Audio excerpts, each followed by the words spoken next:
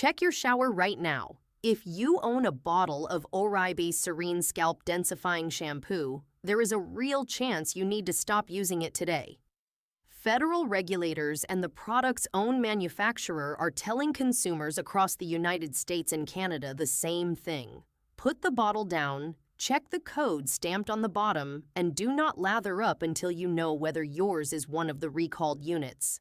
This is the story of how a luxury shampoo, a bottle that sells for $52, a product that won a National Beauty Award just months earlier, ended up on a federal recall list because of a bacteria most people have never heard of.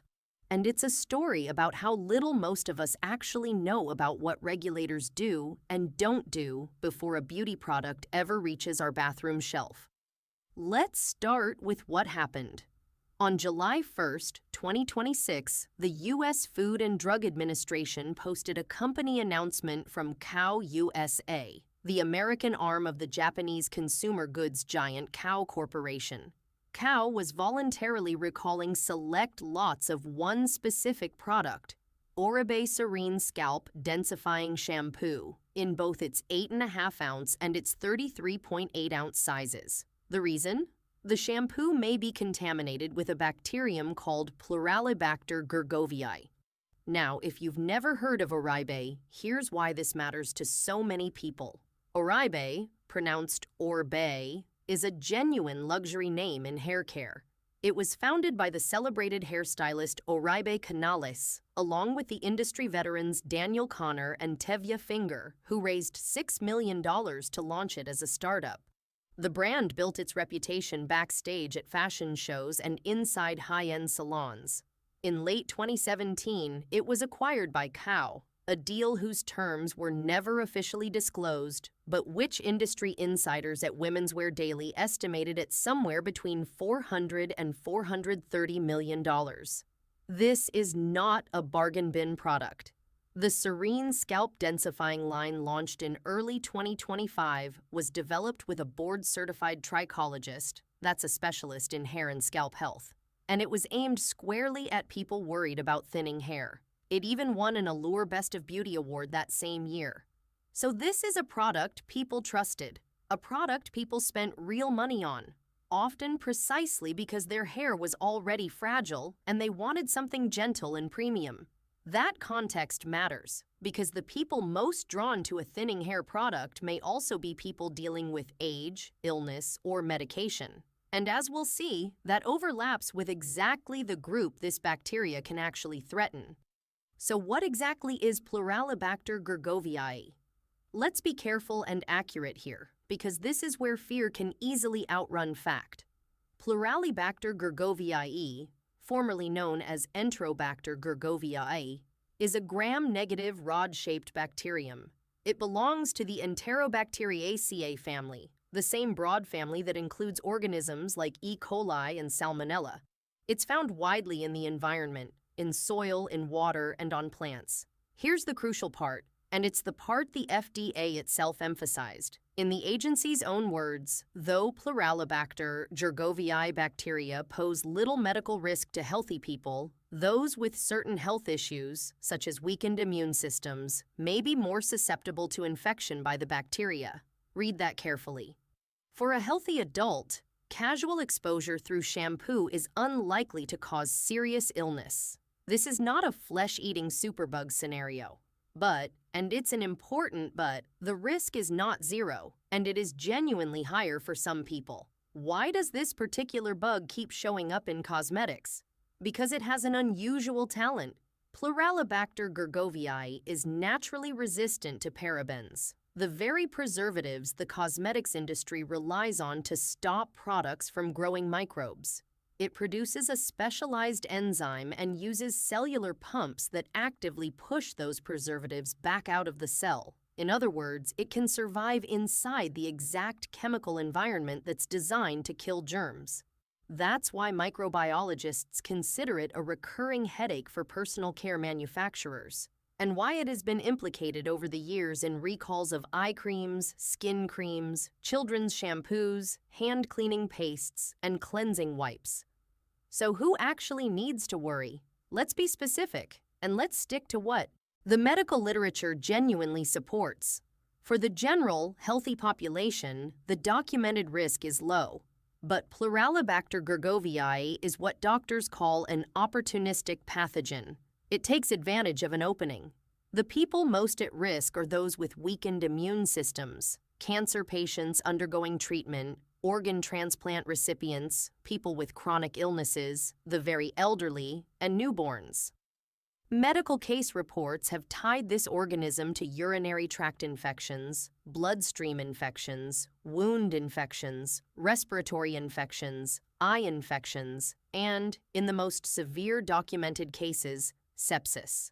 The bacteria becomes most dangerous when it enters the body through a breach, a cut, an abrasion, a surgical wound, or the eyes, rather than simply sitting on intact skin or hair. There are real, documented hospital cases, a surgical wound infection in a diabetic patient, bloodstream infections in transplant and leukemia patients, outbreaks in neonatal intensive care units, and a 2026 medical case report describing a serious bloodstream infection, along with a dangerous rise in blood ammonia in a lung transplant patient. Those cases are real, but notice the common thread. They overwhelmingly involve people who were already seriously ill and often already in a hospital. So how should you actually weigh this? If you're healthy, the odds of harm from this shampoo are low, but the FDA still urges you to stop using it regardless of your health status. And if you or someone in your household is immunocompromised, recovering from surgery, or caring for a newborn, this is not a warning to shrug off. How did anyone even catch this? According to reporting, the contamination was identified through routine quality control testing, the internal microbial screening that manufacturers run on their product batches.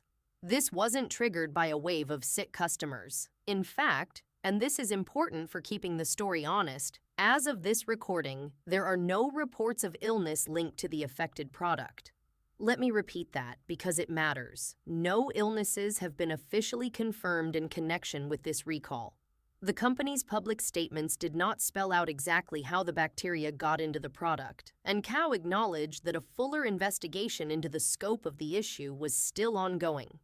When contamination like this turns up in a water-based product, the usual suspects are the water supply itself, the manufacturing equipment, the storage tanks, or the filling lines. But I want to be clear. For this specific recall, the exact source had not been publicly confirmed at the time of this recording.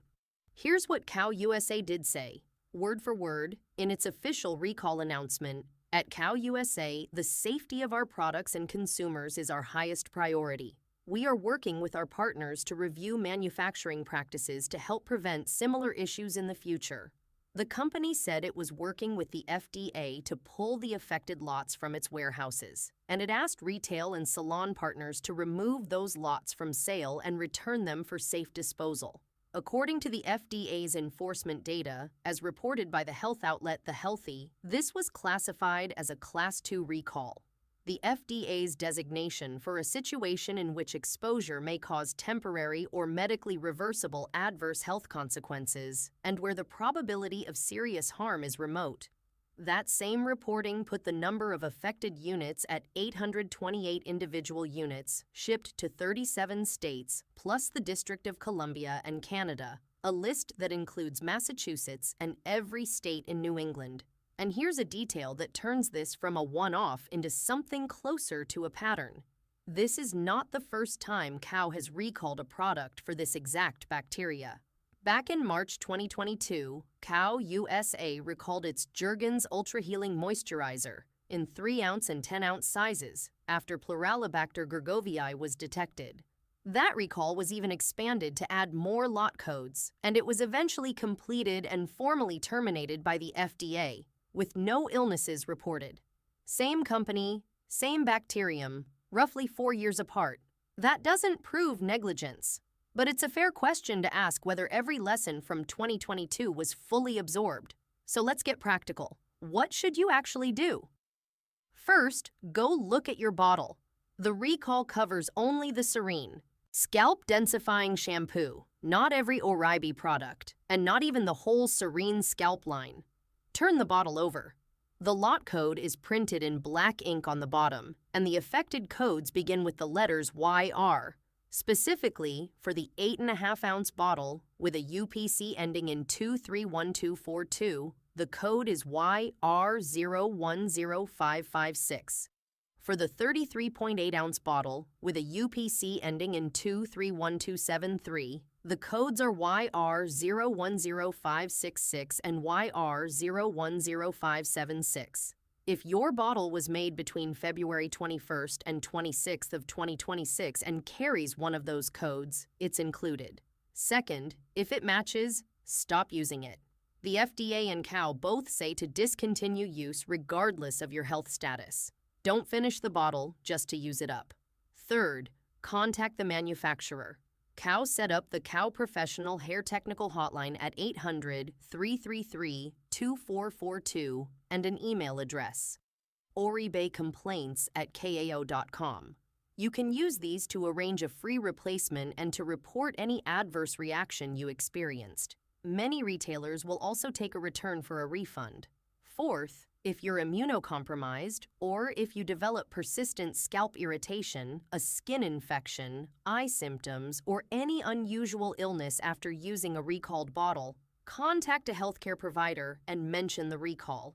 You can also report adverse events directly to the FDA's MedWatch program. And if your bottle isn't on the list, you're fine. Don't panic and toss a perfectly good product. This recall is narrow and specific, and that's exactly why the lot codes matter so much. Now let's zoom out, because this recall opens a door that most people never think about. How are the products in your bathroom actually regulated? Here's a fact that surprises a lot of people. In the United States, cosmetics, including shampoos, conditioners, moisturizers, and makeup, do not require FDA approval before they go on the market. The only real exception is color additives. Unlike a prescription drug, a shampoo does not go through pre-market review.